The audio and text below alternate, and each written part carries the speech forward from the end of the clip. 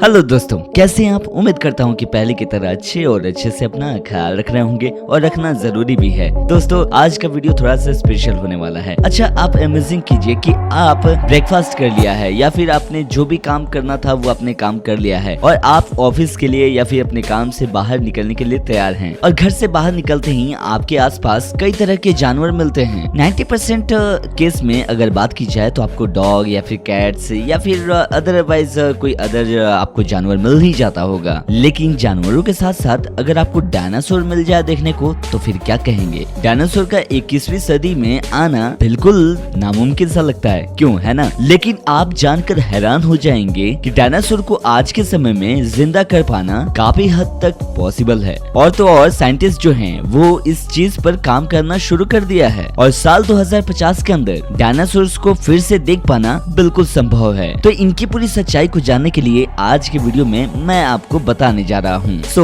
इस वीडियो के अंत तक बने रहिए और आप चैनल पर नए हैं तो प्लीज इस चैनल को सब्सक्राइब कर लिए। रोचक वीडियो हम आपके लिए लेकर आते रहते हैं। दोस्तों, डायनासोर को जिंदा करने के लिए हमें सबसे पहले जो चीज चाहिए वो है डायनासोर्स का डीएनए। डायनासोर जिस समय धरती से पूरी तरीके से विलुप्त हुए थे वो समय था आज से लगभग 650 करोड़ साल पहले की। इतने पुराने समय में जाकर डीएनए ला पाना तो बिल्कुल नामुमकिन सा है। तो हमें ऐसे जानवरों की जरूरत होगी जो देखने में बिल्कुल डायनासोर की जैसे हों और डायनासोर की तरह बोलते भी हों। आपके दिमाग में मगरमच्छ या फिर कोमो ड्रैगन जैसे जानवर आपके ख्याल में आते होंगे, लेकिन हम जिस जानवर के डीएनए से इन्हें वापस लाने की बात कर रहे हैं वो महज एक पक्षी है। क्यों, जानकर हैरान हो गए ना। जी हाँ, बिल्कुल सच है। लाखों करोड़ों सालों के दौरान जो जानवरों में इवोल्यूशन होता है उसी के चलते डायनासोर नेचर के साथ अपने आप को जिंदा रखने के लिए इवोल्यूशन करते गए और इसी लंबे समय में डायनासोर का हाल धीरे धीरे पंछी के आकार में होने लगा और इनके जबड़े पंछी के आकार के जबड़े के बराबर हो गया, यानी कि चोंच में बदलने लगे। हो सकता है कि मेरी इन बातों को बहुत सारे लोग नकार दें या फिर विश्वास न करें, लेकिन ये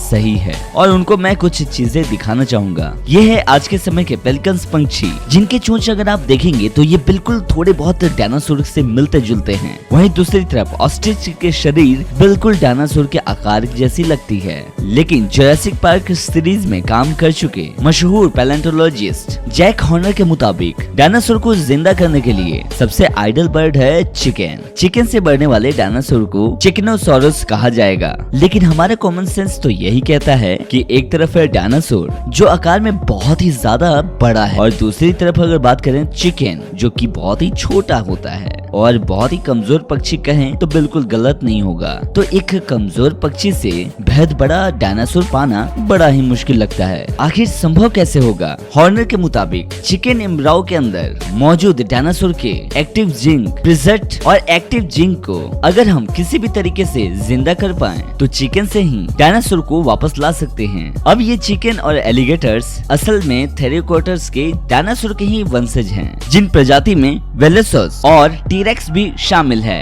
अब इन चिकन को डायनासोर में कन्वर्ट करने के लिए 3 जेनेटिक इंजीनियरिंग प्रॉब्लम को सॉल्व करना होगा, जो कि है एक लंबी पूंछ और दूसरा है बिना चोंच वाला मुंह जिनमें दांत होना चाहिए और तीसरा है पंखों की जगह पे हाथ और छोटे छोटे उंगलियों में नाक हो। बस इन 3 प्रॉब्लम को अगर सॉल्व कर लिया गया तो हम ज्यादा दूर नहीं कि हम साल 2050 के आसपास हम डायनासोर्स को जिंदा देख सकेंगे। लेकिन इनके आने के बाद धरती में क्या क्या बदलाव देखे जा सकते हैं, अभी के लिए इसे हाइपोथेटिक सिचुएशन समझ के चलते हैं। तो फिर डायनासोर के जिंदा हो जाने के बाद फिर से वही होगा जो कि डायनासोर की मूवी में हुआ था। सचमुच का जुरासिक पार्क ओपन होगा। जिस तरीके से हम चिड़ियाघर में घूमने के लिए जाते हैं उसी तरीके से जुरासिक पार्क में हम जाएंगे। इनमें से कुछ डायनासोर्स को एग्रीकल्चर में यानी कि खेती में इस्तेमाल किया जाएगा और खास तौर पे कुछ खास डायनासोर को जो कि शाकाहारी होते हैं। काऊ की जगह इन जानवरों से खेती कराई जा सकती है, जिससे कि फूड प्रोडक्शन जो है वो पहले की अपेक्षा और भी ज्यादा अच्छी हो जाएगी। लेकिन जो डायनासोर मांसाहारी है उसके लिए हमारे इकोसिस्टम में बहुत ही संभल के रखना होगा, नहीं तो ये मांसाहारी डायनासोर किसी भी जीव को जिंदा नहीं छोड़ेगा और हमारा फूड चेन पूरी तरीके से बिगड़ जाएगा। लेकिन प्लेसियोसॉरस और मोजेसॉरस जैसे डायनासोर जो समुद्रों में रहते थे वो समुद्रों में आसानी से रह सकते हैं। लेकिन हमें ये भी ध्यान रखना होगा कि एक्वाटिक एनिमल्स की भूख काफी ज्यादा होती है, तो इनके खाने के लिए समुद्रों में मछलियां जो हैं वो कम भी पड़ सकती हैं। अब तक तो हम भविष्य में क्या हो सकता है इसकी बात कर रहे थे, लेकिन हम एक सेकंड के लिए इमेजिन कर लें जिस एस्टेरॉयड के धरती से टकराने से डायनासोर्स खत्म हो गए थे। अगर एस्टेरॉयड धरती से नहीं टकराया होता तो उस केस में डायनासोर्स का क्या होता? शायद आपको लग रहा होगा कि अगर वो एस्टेरॉयड धरती से नहीं टकराया होता तो ये डायनासोर्स अभी भी जिंदा होते, मगर हकीकत तो ये है कि अगर डायनासोर्स लाखों सालों से धरती पर रहते, प्राकृतिक आपदाओं से बच भी जाते, तभी उन प्रजाति के जीव के आगे खत्म उन्हें होना ही था। और वो जीव और कोई नहीं बल्कि मनुष्य है। हम इंसानों को हमारे आकार से तौला नहीं जा सकता, यानी कि कमजोर नहीं समझ सकते।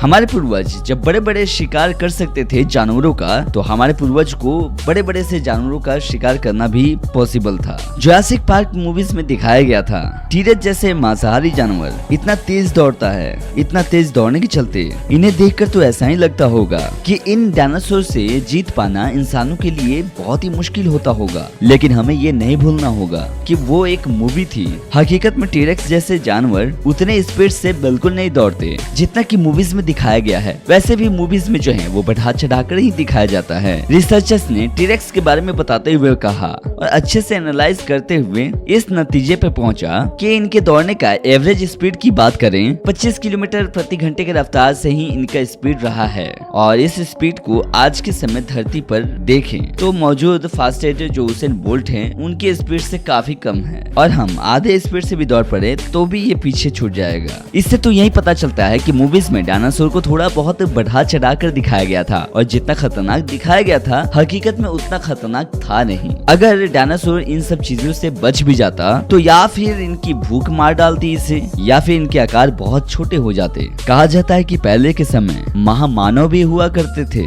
जो कि आकार में आज के इंसानों से भी बड़े बड़े होते थे और समय के साथ साथ बहुत छोटे होते गए। तो यही सेम चीज डायनासोर के साथ भी होता रहा। और अगर ऐसा ना हो पाता तो सबसे पहले जो डायनासोर आकार में जो सबसे लंबे या भी बड़े होते थे वही सबसे पहले विलुप्त हो जाते, क्योंकि बेरिसोरस और डिप्लोडोकस जैसे बड़े जानवरों के पास खाने के लिए उतना खाना नहीं था जितना कि उन्हें खाना था और वो भूख से ही मर जाते। समय के साथ सभी जीव विलुप्त हो जाएंगे ये भी जरूरी नहीं है, क्योंकि आज भी धरती पे बहुत सारे जीव ऐसे हैं जो कई करोड़ सालों से धरती पे सरवाइव कर रहे हैं। तो उस जमाने के अगर डायनासोर आज जिंदा भी रहते तो आकार में बहुत ही छोटे होते। तो आपके मुताबिक क्या नेचर से खिलवाड़ करके फिर से डायनासोर को जिंदा करना कोशिश करनी चाहिए, या फिर रिसर्चर्स को इस प्रोजेक्ट को जो कि अभी शुरुआत किया गया है इसे बंद कर देना चाहिए? अब इनके फायदे और नुकसान की बात करें तो दोनों ही हैं, जो कि आपको वीडियो के दौरान पता लग ही गया होगा। वैसे आपकी क्या राय है इस वीडियो को लेकर, आप हमें कमेंट करके